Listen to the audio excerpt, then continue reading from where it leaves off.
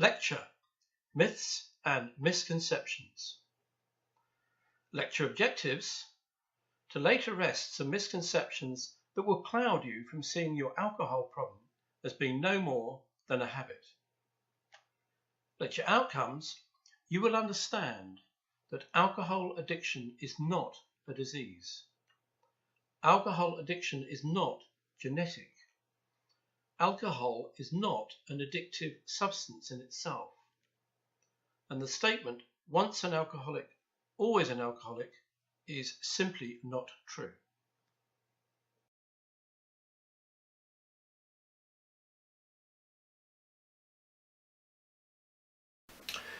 In this lecture, we're going to address some of the misconceptions or myths surrounding alcohol.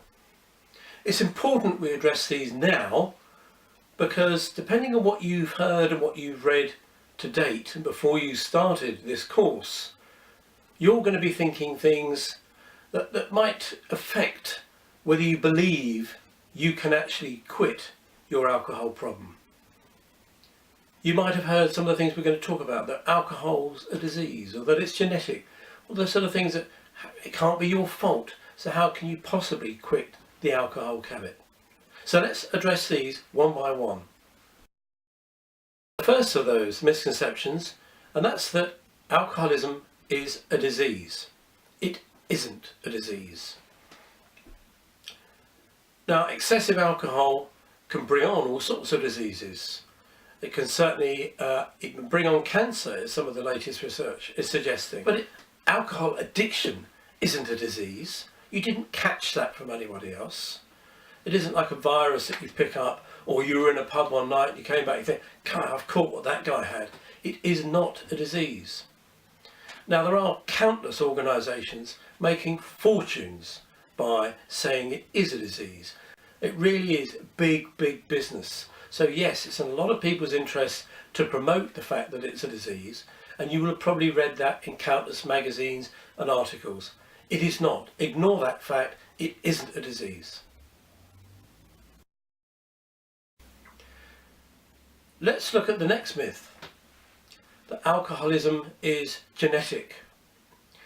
Well, if your mother drank heavily during her pregnancy, then you may well have been born screaming for your next alcoholic fix. That's why drinking during pregnancy, certainly heavy drinking during pregnancy, is really such a crime.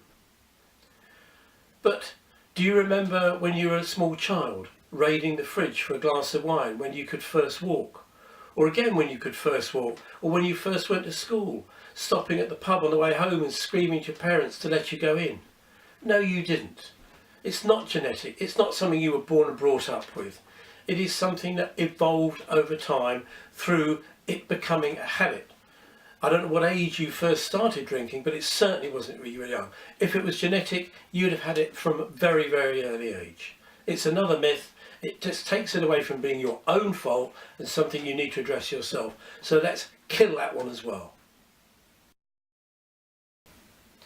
Now let's look at the next myth. And my views on this are quite controversial. This is that alcohol is addictive. I say it is not addictive. Certainly the effects you get from alcohol are addictive, which is why you're on this course, which is why I was an alcoholic. Alcohol reduces happiness chemicals in your brain, and we'll talk more about that later. But those happiness chemicals are something we really enjoy and we want more of. And that whole sensation becomes addictive, and it's why we look to the positive aspects of what alcohol does for us, and we ignore the hangovers and all the nightmare that goes with it as well. We focus on that happiness stuff because of the chemicals that are released in our brain. Now that's the impact that the alcohol has. The alcohol itself is not addictive. If you've smoked, then nicotine is addictive.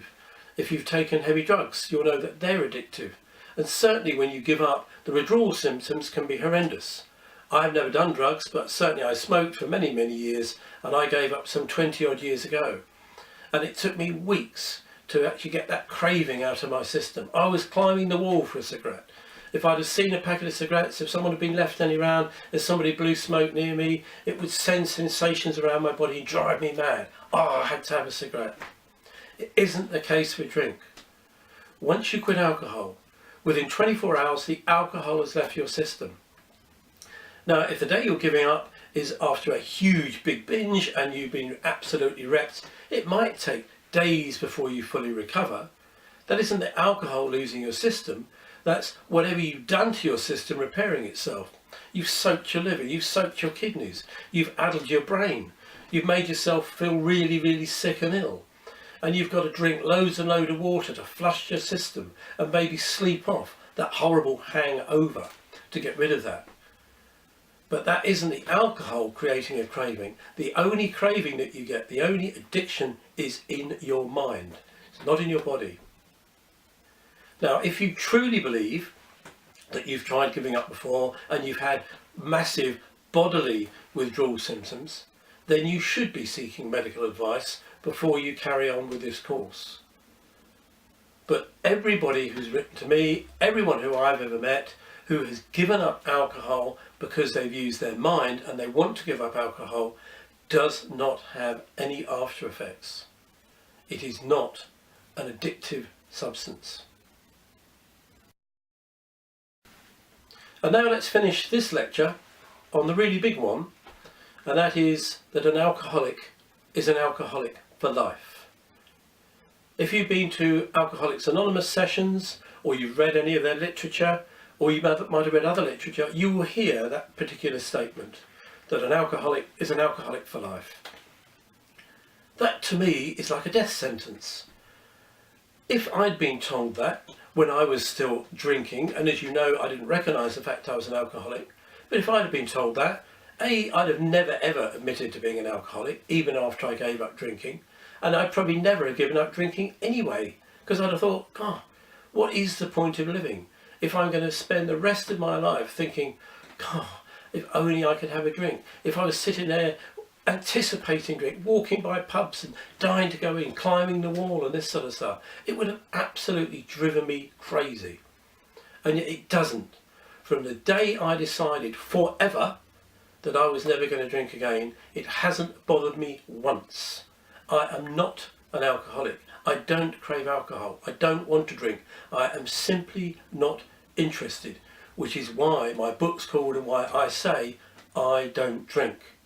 I don't need to explain it any other way. I don't drink. Don't want one. Now, if that's hard for you to take in, if you've ever smoked, if you've given up smoking, as I say, I gave up over 20 years ago, do I consider myself a smokeaholic? No. I don't. If I talk to people, they say, well, did you ever smoke? Didn't you 20 years ago? You must be dying for a cigarette. You must still be a smokeaholic. No one would think of saying such a thing. So why is it that they say it with alcohol? It really is beyond me. It's not true. It is not true at all. You are not an alcoholic for life.